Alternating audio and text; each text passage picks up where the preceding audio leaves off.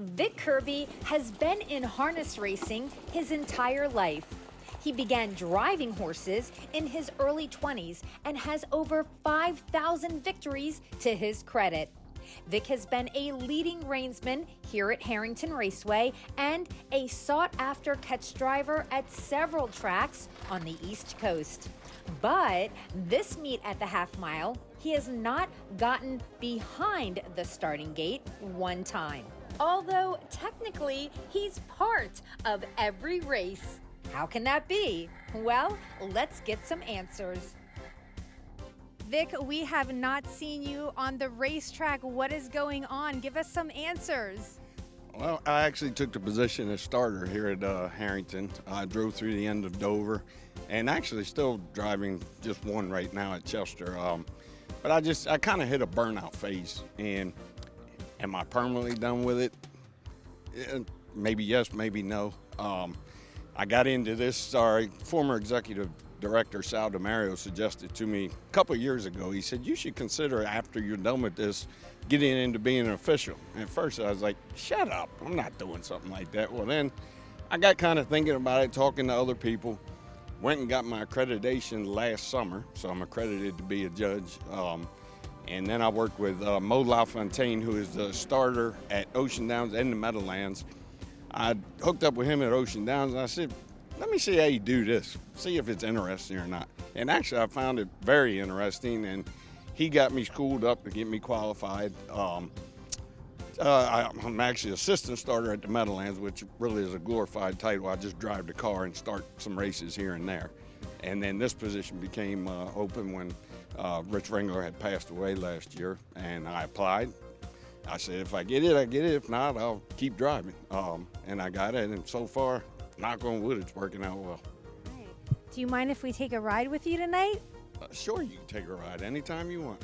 All right, let's hop in. All right, we're in the starting car now, and I'm having dinner here in the starting car.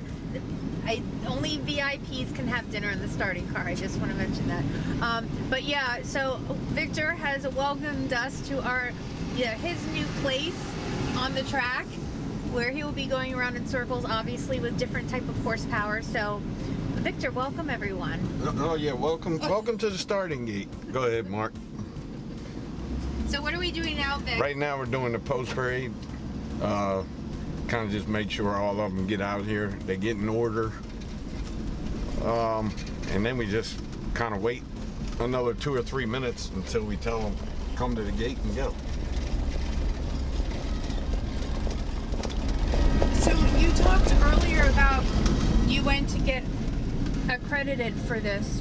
Where was that? Actually, the accreditation was to be a racing official, a judge, and that was in Minnesota, and it was through ROAP, Racing Officials Accreditation Program. The USTA actually does obviously have something to do with the sponsorship of it.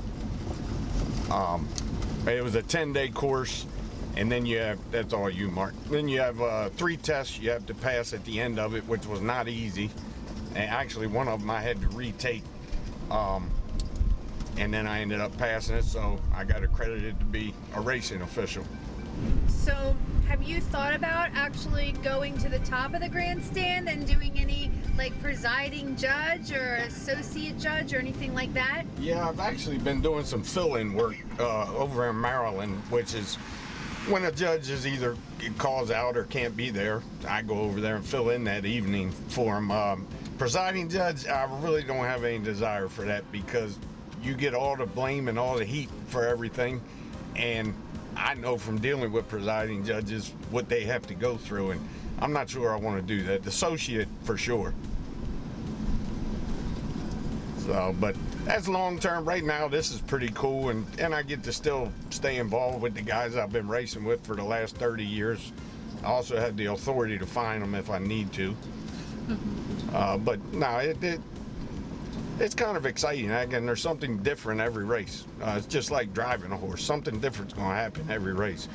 So when the guys are behind the gate, like, because you've been doing this for a week now, like, at first did they start to, like, I don't know, heckle you a little bit? Yeah, sometimes. Made fun of you or anything like that? Sometimes, some of them do. Mark, if you got room, you can pull out.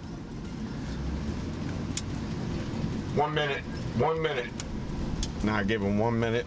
And obviously, then I'll give them 30 seconds. And then hopefully they're all together and come as a group. We have eight horses in here. This is the open pace. Nothing in front of us. Nothing. All right, I got 1, 2, 3, 4, 5, 6, 7. Another one hiding. That's the problem.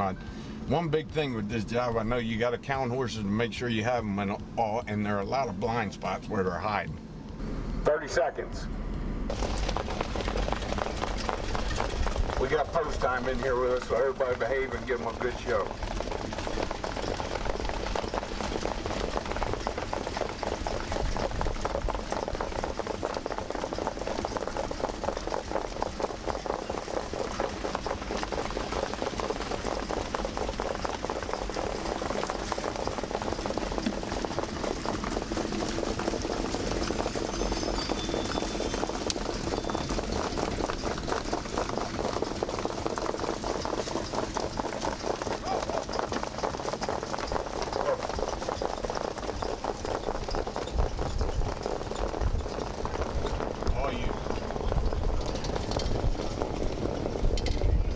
We wait here after the race. If anybody wants to file an objection or anything, they do that over here, which very rarely ever happens. And then we let the judges know everything's good and they do their job upstairs. Then it's on to the next race. Do you ever watch a race and somebody makes a move and you're like, why are they doing that? Yeah, me and Mark comment on that a lot. All the time. So it's nice to be on this side of the fence where people used to say that about me. Now I can say it about them. Do you find it like more exhausting or less exhausting than driving? Because you're in literally every race, right? You're in every race. I mean, mentally, yeah, because you got a lot of things to pay attention to. Obviously, physically, no, because I'm not out there actually driving these things anymore. But mentally, yeah, it's not just, all right, line them up behind the gate and go. There's a lot of different things that you try to look out for. Broken equipment, could be interference behind the gate. Let me clear this. Started the judges all clear. Now that means we're good to go, and now they do their part upstairs. What is the most challenging, and then what is your favorite part? You did mention sometimes when the horses are lining up behind the gate, they kind of sneak behind another horse. Like, you gotta all make sure that they're on the gate. Yeah, so. that's the big Mo that taught me and did what I think is a very good job teaching me things. The biggest thing he always told me is, however many horses you have in the race, when you call them, make sure you have all of them, because God forbid you start the race and the horse is either in the paddock or way back and gets left behind. So that's the biggest thing, is make sure you have all the horses to come to the gate. So What's your favorite part? kind of neat when you've got all of them lined up right on the car and have a good start. When you let them go, they're all right there. It looks good on TV. It makes you look good. So, Vic, I know that you can drive at Chester. You said you drove the other day, but obviously you can't drive in Delaware. But I do want to mention it's kind of cool you won your last race in Delaware, right? Yeah, it was. And it was cool who it was for. Is Brian Trude, who he's been very loyal to me over the last 10 plus years. So it was cool to go out with a win with one of his. And it was cool. My grandson was there too, so he got in the picture. So that was neat. You're obviously not car sick, right? Me? Yeah. No, no. Thankfully, Mark's a good driver. Vic, do you remember your first starting car ride?